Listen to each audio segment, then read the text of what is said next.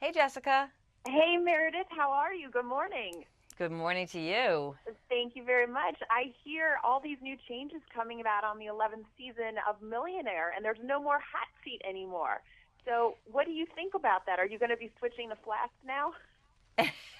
No, I'm too short and self-conscious. I like to have a heel on, but we actually made that switch a couple seasons ago, but a lot of people are just catching up with the show. They're so used to thinking of Millionaire with Hot Seat. And we decided a couple seasons ago that our contestants were getting a little too comfortable in the chair.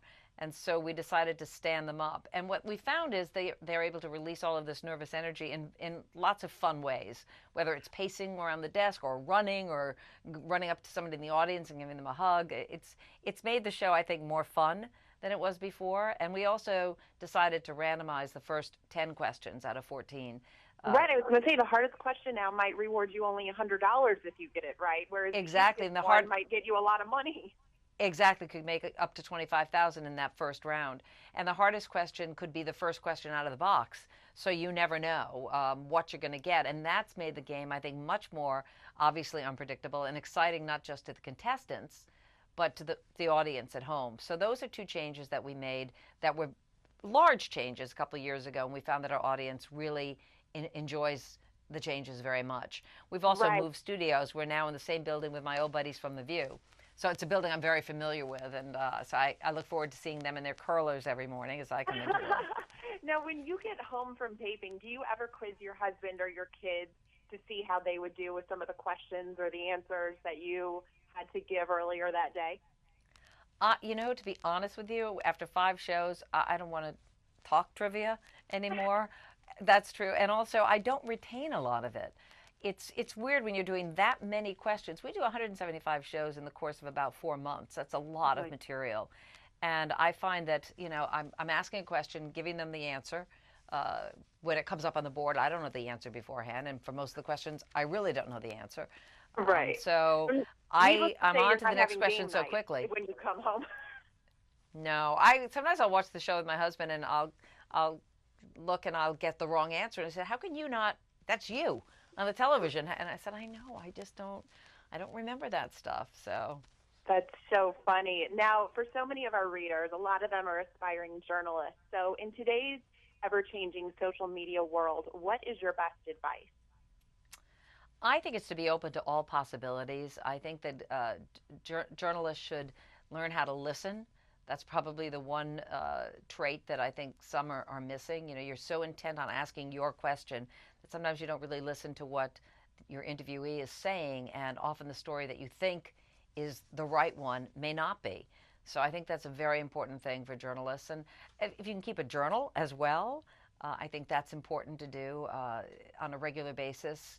Practice your writing as much as possible. When I came into the business, I remember I was an English major, and I never thought how important it would be to be a good writer. But you'd be amazed at how many people in the business can't write. So if you have that skill, you set yourself apart from other folks for sure.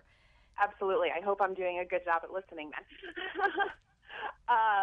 So, if there's one thing that you wish you knew starting out that you know now, what is it? Oh boy, I think if I knew what I know now, I might not have done this. It's you know, um, it's really really hard, and it's a tough industry. Not that there aren't a lot of great people, there are, but I think holding on to who you are in your core, um, Right. I think that's the most important thing you can do in any business when there's so much competition, and that's something that I think is very important to do, but not always the easiest thing to do.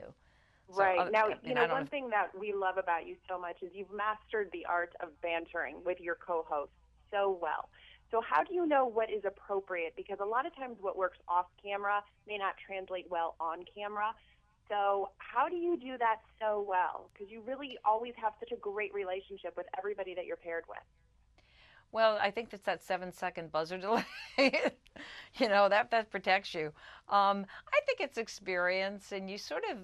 It's so funny that you ask that because being that we're in the View building this season, when I used to be on the View, whenever we would do a tape show, it was a live show.